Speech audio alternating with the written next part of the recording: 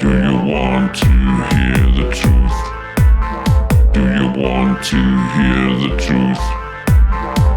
You want to hear the truth? Good morning, guys. A subject I'm going to discuss this morning is one that us as Christians have probably asked quite a few times to ourselves. And that is my music choice pleasing or acceptable to God? Let's get into it. So, an interesting perspective that I've thought about this morning, where do songs come from in the first place? Well, let's think about it.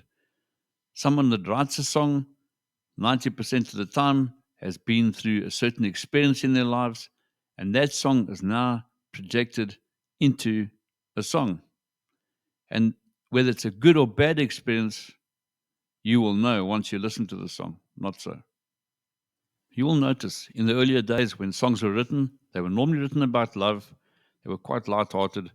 Then songs started changing slightly, and you would hear, especially in the country music industry, where it would be about a love that was lost or a relationship that had failed.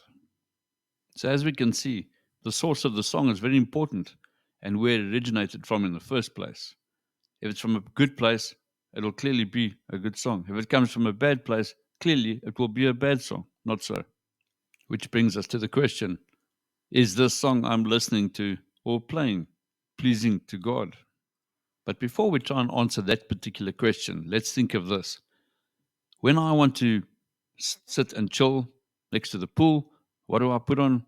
Somehow, I don't think you'll put on heavy metal. You want to relax. You want something that's slightly more soothing and not something that irritates you, right? So I think music sets the mood. It also sets the tone and it sets your attitude.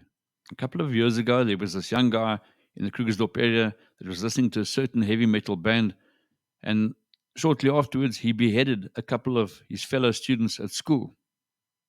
So it probably wasn't the music itself that made him do what he did, but I'm sure it helped him in his quest, because it certainly didn't calm him down to think rationally and think about what he was doing. So let's try and answer the question. Is my music I listen to acceptable to God? So what music is acceptable to God?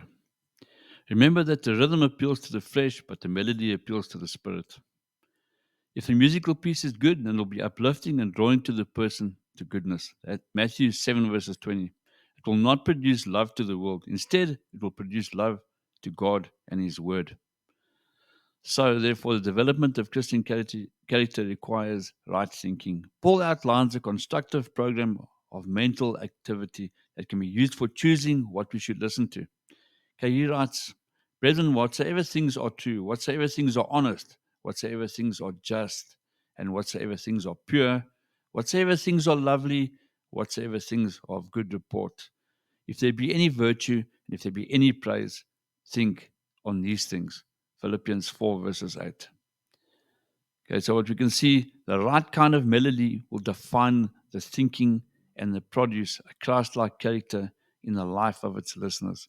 It will help aid the believer to meditate on God's law, Psalm 119 verse 48. Dwell on what is true, Philippians 4 verse 8, and even pray without ceasing. It will have beauty, purity, and power. All right, so finally, a simple test for any selection of melody is, would we be comfortable listening to it if Jesus was with us?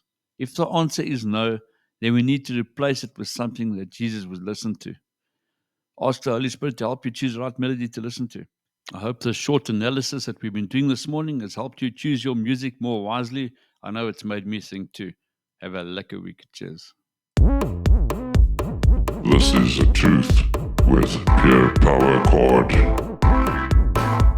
The truth. The truth. The truth. The truth. The truth. Do you want to hear the truth? Do you want to hear the truth? Do you want to hear the truth? You want to hear the truth.